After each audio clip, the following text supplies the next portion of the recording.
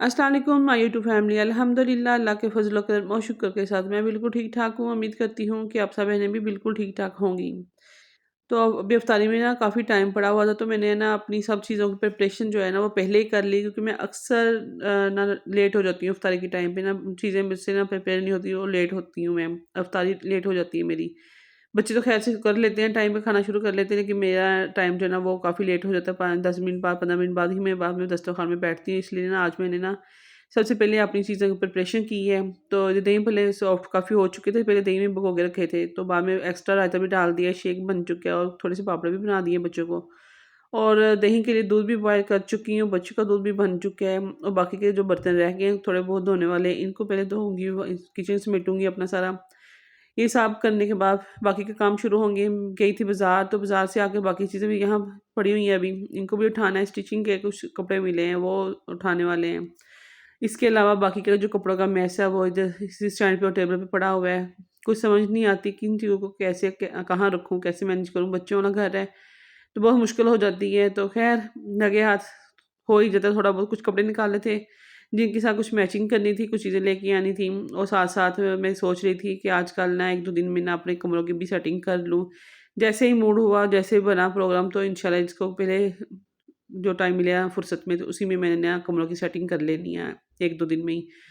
तो इन चीज़ों को पहले मैं उठाती हूँ, यहाँ पे अपनी जगह बनाती हूँ, क्योंकि अभी टाइम है इफ्तारी में, तो मेरे पास इतना टाइम है कि मैं 1 घंटा, 1.5 घंटा ना स्टिचिंग कर सकूँ। तो इन सब चीज़ों को उठा के अंदर रखूँगी और यहाँ पे जगह बनाऊँगी, अपनी स्टिचिंग आराम से करूँगी, क्योंकि इस सूट को मुझे स्टार्ट किए 1 दिन हो चुके हैं, तो आज इसका लास्ट है कि आज इसको फाइनल मैंने करना ही करना है। इसके अलावा दीगर भी सूट आए हुए हैं, तो वो भी करूँगी। तो मेरा यही है कि मैं कम से कम ना इससे 1 हफ़्ता पहले बिल्कुल ही फ़ारिग हो जाऊँ, लेकिन मुझे बिल्कुल भी नज़र नहीं आ रहा कि मैं 1 हफ़्ता पहले फ़ारिग हो जाऊँगी। चलो माशाल्लाह, शुक्र है अल्लाह का, मसरूफ़ हूँ।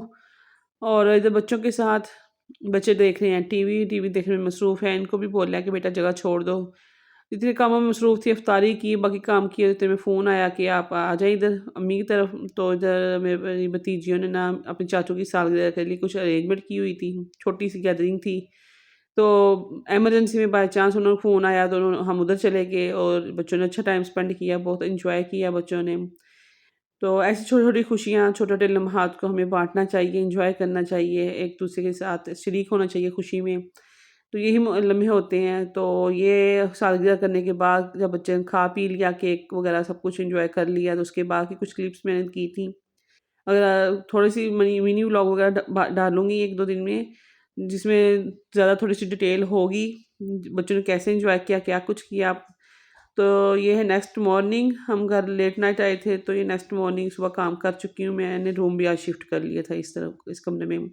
ये न्यू लुक हमारे कमरों की है। तो सामने कमरे पे अब हमने अपने बेडरूम जो है ना वो शिफ्ट कर लिए हैं। गर्मियों में क्योंकि दरवाज़ा खुला रहे तो वही है, सर्दियों में दरवाजे बंद भी हो जाए तो मसला कोई नहीं होता, लेकिन गर्मियों में दरवाजे बंद हो तो बहुत ही हबस हो जाती है कमरों में। तो इसलिए ना मैंने बोतल्स में पानी डाल के और लास्ट के सारे दरवाज़ों के आगे बाँध दी हैं, इससे दरवाजे बंद नहीं होंगे, खुले रहेंगे। ये भी ट्रिक है, क्योंकि मैग्नेट वगैरह मैंने कुछ नहीं लगाया हुआ, तो इसलिए जो बोतल पानी डाला है और इनको लास्ट के साथ से बाँध दिया है, तो ये दरवाजे अब खुले रहेंगे।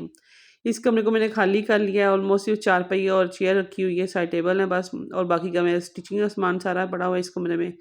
और इसके साथ इधर मैं सिर्फ़ स्टिचिंग का ही काम करूँगी, क्योंकि चीज़ें उठानी, रखनी, समेटनी एक तरफ ईज़ी हो जाता है, बजाए इसके कि कभी उधर रखो, कभी उधर रखो।